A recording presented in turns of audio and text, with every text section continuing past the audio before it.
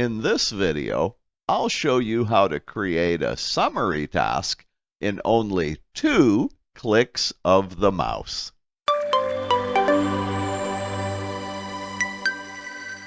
You know, everybody likes Microsoft project tricks, so in this video, I'll show you a nifty trick on how to create summary tasks. So let's get started. To create a new summary task in only 2 clicks of the mouse, do the following. Number 1, select the tasks that you want to become subtasks of the new summary tasks.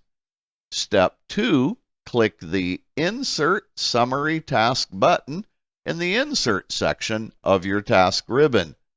Microsoft Project will automatically insert a new summary task. It's dummy named. The selected tasks are automatically indented. All you need to do is give the summary task a name. I'm calling it Product 1. So that's how to create a summary task in only 2 clicks of the mouse.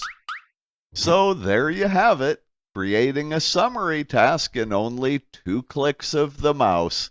If you found this video helpful, I hope you'll give it a like. If you're new to this channel, I hope you'll subscribe and click the notifications button. And as always, I'll see you in my next video.